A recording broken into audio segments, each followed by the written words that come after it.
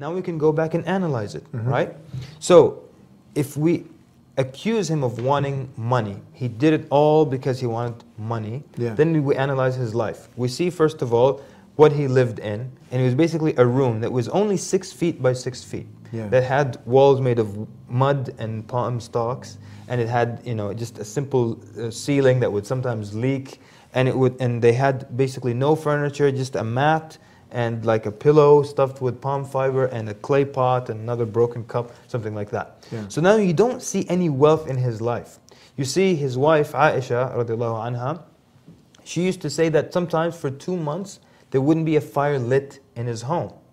So her cousin asked her, what did you eat? How did you live? She said, dates and water. Meaning you just eat dates, which are sweet, and drink water. No meat, no bread, nothing. 2 months. And this is when he could have had money. This is when actually money was coming in, but he never came into his house. It was distributed immediately. Who was it given to? It was given to the poor. It was given, put in the Muslim treasury, but he never used it. So much so to the point that it almost caused a divorce between him and his wives, because they were asking for an increase in his stipend or his salary. And he refused. And it caused a big problem for him. And this is now a prophet who's also human and he has problems like this. But it shows you that he refused to bring any money into his home or even to give his wives. They lived a very difficult life. So no food, no meat cooked in your home for 2 months. You know, living in those small cramped quarters, if you want to call them. So every way you look at it, you don't see wealth in his life. You see his teachings, always telling people to abstain from loving the materialism, to being attached to worldly life. So this is not the teaching of someone who wanted wealth.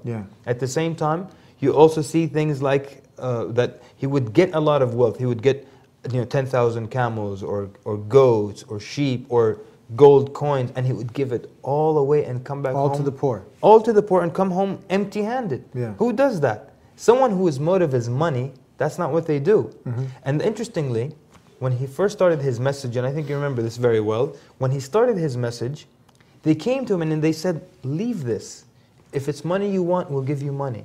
If it's women you want, we'll give you women. So leave it. So if his motive was money, he would have accepted the offer. Kind of like when you come to some of the corrupt people who are in office, the politicians, and they make the side deal with the big corporation. We'll give you this, just vote this way, do this. And that's when they crack and crumble. So if they came to him and said, look, if he wanted money and they came and said, look, we'll give you money, he would accept this deal. But something else is very interesting, Eddie, is that he was actually very rich before becoming a prophet and became poor after becoming a prophet. So that goes against the plan. If he's going to pretend to be a prophet to make money, he should make money, not lose his money. So every way you analyze his life, you see that there was nothing about wealth or love of money. So we got that one. So you can X that off the list. X that out. So the next one, women. So you might argue, well, someone might argue, well, he wanted women, he pretended to be a prophet because of women, and there you go. But every way you analyze it, you don't see the mark of a womanizer. Because first of all, when he first got married, he was 25 years old.